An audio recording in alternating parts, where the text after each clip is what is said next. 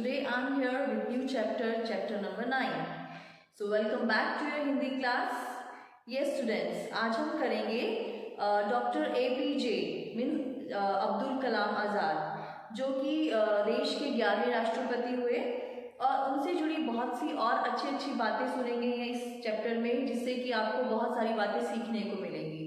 तो चलिए आज हम करते हैं part 9, doctor APJ Abdul Kalam. तो यहाँ पर क्या है कि जनता के राष्ट्रपति कहे जाने वाले डॉक्टर APJ अब्दुल कलाम की कहानी पर हर व्यक्ति के प्रेरणादायक विचार हैं। इस पार्ट से हम उनकी कहानी उन्हीं के मुख से सुनेंगे। तो चलिए सुनते हैं उन्हीं की कहानी उन्हीं के मुख से।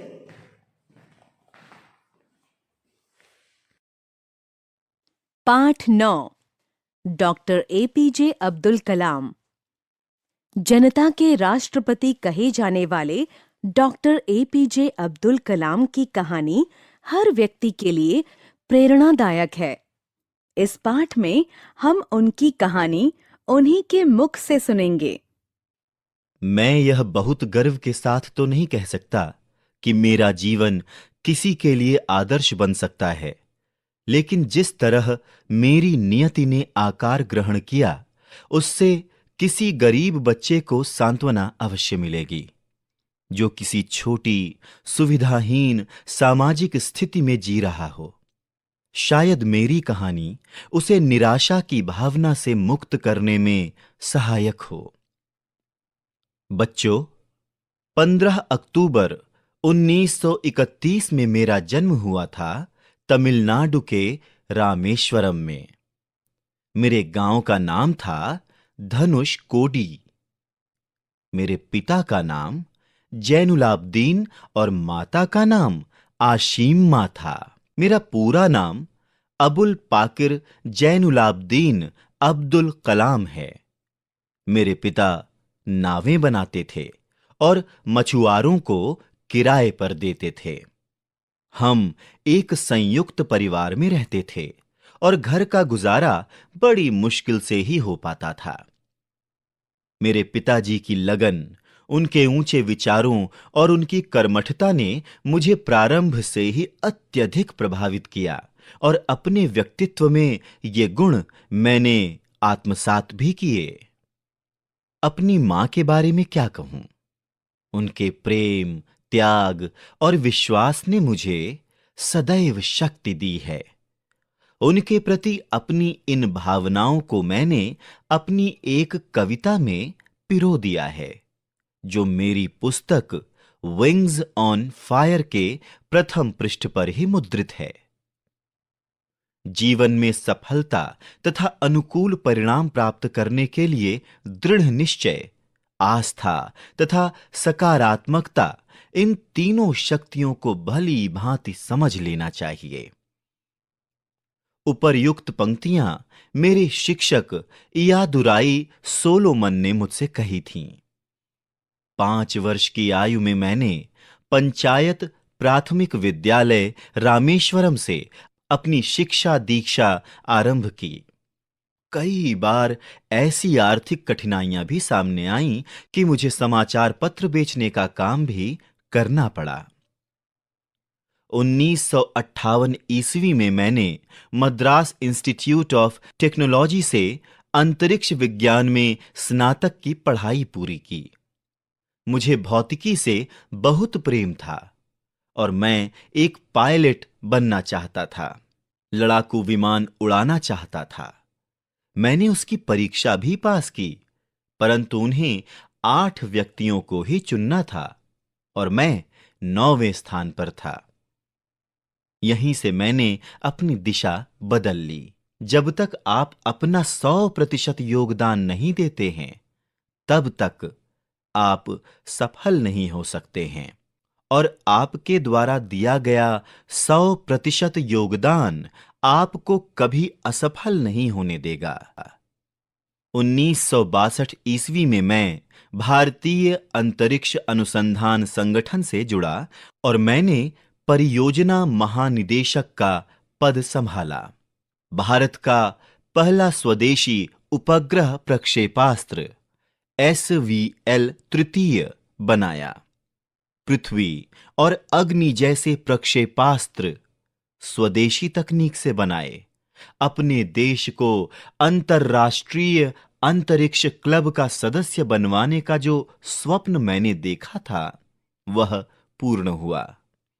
पोखरण में परमाणु परीक्षण करके भारत ने परमाणु शक्ति संपन्न राष्ट्रों में अपनी जगह बनाई।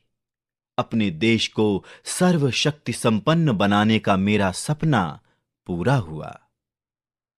सपने वे नहीं होते जो आप नींद में देखते हैं। सपने तो वे होते हैं जो आपको नींद ही नहीं आने देते। समय के साथ मेरी जिम्मेदारियां बढ़ीं। पहले भारतीय रक्षा मंत्रालय में मुझे वैज्ञानिक सलाहकार बनाया गया। फिर वर्ष 2002 में देश के 11वें राष्ट्रपति के रूप में चुने जाने का मुझे सौभाग्य प्राप्त हुआ। मैं राजनीति से अधिक देर तक बंधकर नहीं रह सकता था। अतः वर्ष 2007 में अपने कार्यकाल के समाप्त होते ही मैंने दोबारा राष्ट्रपति न बनने का निर्णय लिया। मैंने सदैव भारत को विश्व में अग्रणी बनने का स्वप्न देखा था और इसके लिए मैं सदैव दृढ़ प्रतिज्ञ भी रहा। आपको पता होना चाहिए कि आत्मसम्मान हमेशा आत्मनिर्भरता के साथ जुड़ा होता है। मैं भारत को हमेशा आत्मनिर्भर देखने का इच्छुक रहा हूं। आज हम शक्ति संपन्न हैं तो लोग हमें गीदड़ भभकिया देकर डरा नहीं सकते। हमारी ठोस उपलब्धियां ही हमारी पहचान है। इसलिए जो हमें चाहिए उसके लिए प्रतीक्षा मत करो, संघर्ष करो, क्योंकि प्रतीक्षा करने वालों को तो उतना ही हिस्सा मिलता है जितना हिस्सा संघर्ष करने वाले छोड़ देते हैं। अगर आप पढ़ाई करने में कमजोर हो अथवा लोग ऐसा समझते हो तो भी हार न मानो। हर तरह से प्रयास करो। यह भी संभव है कि किसी अन्य क्षेत्र में लगने योग्य बेहतरीन दिमाग तुम्हारे पास हो। एक अच्छी किताब 100 अच्छे दोस्तों के बराबर होती है। मैं भी आपके लिए, अपनी अगली पीढ़ियों के लिए ऐसी किताबें लिखना चाहता था जो हमेशा के लिए प्रेरणादायक बन सकें। मैंने इसके लिए प्रयास भी किया और अनेक पुस्तकें लिखीं, जैसे India 2020, a vision for the new millennium, my journey, ignited minds, unleashing the power with in India, wings on fire आदि। अपने देश भारत में मुझे बहुत मान सम्मान मिला है। मुझे भारत रत्न, पद्म विभूषण, पद्म भूषण जैसे कई सम्मान प्रदान किए गए। अनेकों विश्वविद्यालयों ने मुझे डॉक्टरेट की मानद उपाधि दी। बच्चों, संगीत में मुझे विशेष रुचि है। मुझे कर्नाटक भक्ति संगीत सुनना बहुत अच्छा लगता है। कभी-कभी वेन्नई वाद्य बजाता हूं। बचपन से ही अपने देश की मिली जुली संस्कृति से मुझे बहुत प्रेम रहा है। मैंने गीता का अध्ययन मनन पूरे मनोयोग से किया है। बच्चों से अपने विचारों का आदान प्रदान करना मुझे सदैव भाता रहा है। मैं सभी भारतीयों से यही कहना चाहता हूं कि आत्मविश्वास और कर्मठता हमारी असफलता को जड़ से मिटाने के लिए परमावश्यक औषधियां हैं। जय हिंद।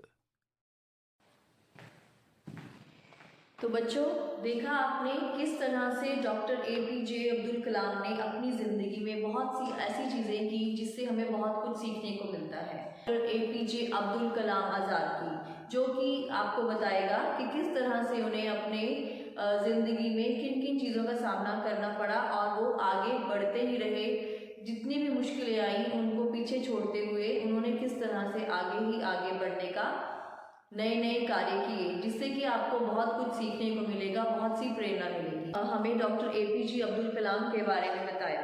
जैसा कि आपने अभी तक सुना, इनकी कहानी, इन्हीं की ज़ुबानी, इन्होंने कुछ बातें बहुत ही अच्छी कही थी जिससे कि हम बहुत सारी चीज़ें सीख सकते हैं। इन्होंने सबसे पहले कहा था कि मैं गर्व के साथ तो नहीं कह सकता मेरा जीवन किसी के लिए आदर्श बन सकता है, लेकिन जिस तरह मेरी नियति का आकार है, जिस तरह से गरीब बच्चों को सतावना अवश्य मिलेगी, मीन्स मैंने जो भी किया है, जो वो गरीब बच्चे हैं वो इस कहानी को सुनकर, मेरी बातों को देखकर या मेरी कहानी को पढ़कर उन्हें ज़रूर सतावना मिलेगी कि जो किसी छोटी सुविधाहीन सामाजिक स्थिति में जा रहा हो, शायद मेरी कहानी उसी निराशा की भावना से मुक्त करने में सहायक हो। मीन्स आगे बढ़ने के लिए ये ज़रूरी नहीं होता कि बहुत सारा पैसा होना चाहिए, नहीं।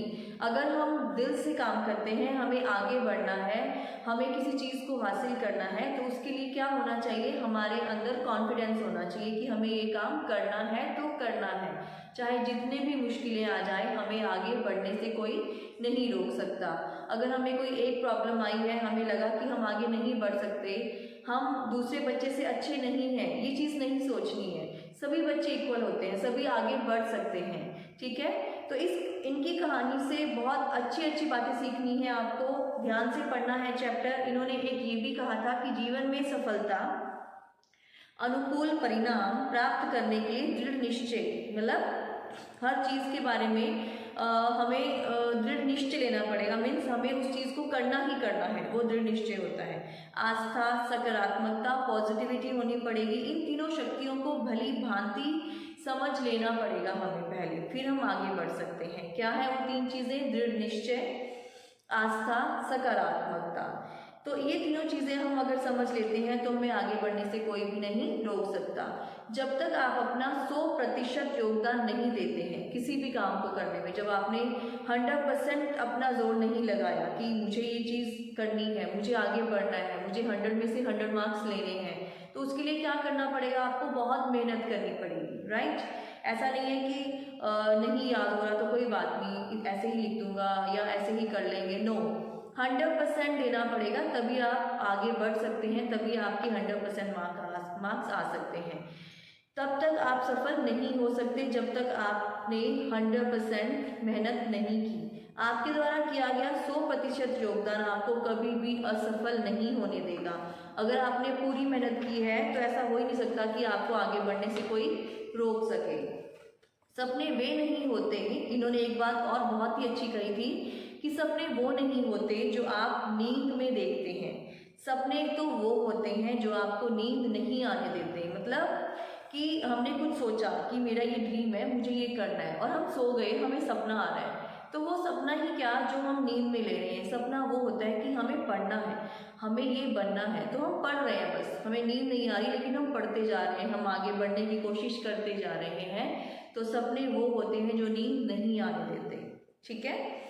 एक इन्होंने और एक बहुत अच्छी बात कही है कि आपको पता होना चाहिए कि आत्मसम्मान हमेशा आत्मनिर्भरता के साथ जुड़ा होता है। आत्मसम्मान मीन्स आपका सेल्फ रिस्पेक्ट जो होती है वो आपको खुद इंडिपेंडेंट बनना पड़ेगा पहले, कि ये नहीं है कि मम्मा पापा कहेंगे तभी पढ़ना है, नो, आपको खुद ये सोचना है कि यस मुझे पढ़ना है। जब तक आप खुद अपनी चीज़ों को करना स्टार्ट नहीं करेंगे तब तक आप आगे नहीं बढ़ेंगे। बहुत ही अच्छा ये जो है हमारा पाठ है, तो इसको बहुत अच्छे से रीडिंग भी करनी है और बहुत अच्छे से समझना है, और इनकी बातों पर अमल करते हुए सभी बच्चों को बहुत मेहनत करनी है और आगे बढ़ना है।